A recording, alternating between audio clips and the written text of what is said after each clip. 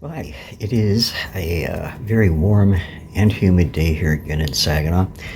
I've not been out in the field for a couple of weeks. I don't think it has been now because of the weather. It's been just really uncooperative. Either this year it was way too cold or way too hot, and so hopefully we'll get a day that's somewhere in between. But it's in the meantime, I've been going over past collections of mine and organizing them into their categories. And I was working last night with various types of hand axes and choppers that I found particularly, well, these ones are all out at the field that you've seen me go to in the past.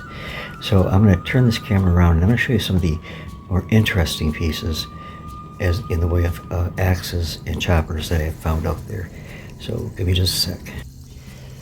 So here's the table that I'm working on things on. Here are the axes and choppers.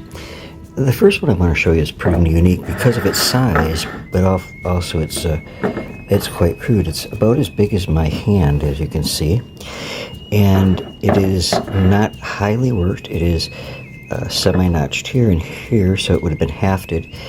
The bit, it is a heavy piece. The bit is brought down to that angled cutting edge, so that for chopping and the weight of this piece, it would have been a significant as an axe-type tool. There are some lines etched into it. I don't think these are like on the tablet stones I showed you. I think these are probably scars from usage.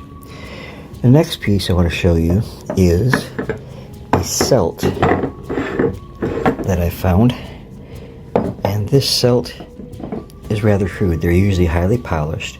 The form, some of them are quite long, some of them are kind of stubby like this one. But if I turn it this way, you can see how that edge was purposely again brought down to a chopping edge.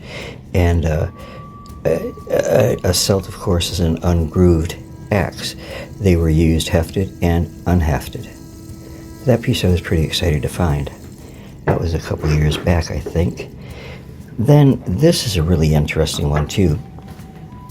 This, if you look over the history of axes and tools that ancient man used, this is very similar to the very early hand axes that were used in Europe. Of course, this one is from the farm field. It is a really nice example of a very primitive and very crude but very effective hand axe. So then there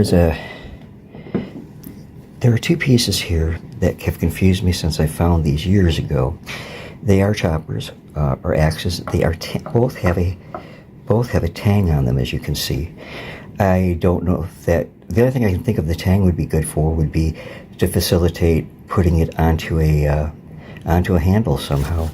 As with the other pieces I showed you, this is brought down to a beveled edge for cutting, as is this one. This one, though, looks like it could have been used more for hammering than cutting. It's not a real sharp bit. These two pieces that I want to show you here are very unique, and they're both granite. The black granite one is my favorite, and as I turn it, you can see it has all kinds of sparkly black crystals in it. Again, brought down to the chopping bit here, beveling it, and would have been used as a hand chopper for woodworking or many other tasks around the field, around the village. This one is, when it's wet, it's beautiful. It's got different shades of purple in it, and it is also granite, has a lot of crystalline structure to it, and again has that really cool beveled edge.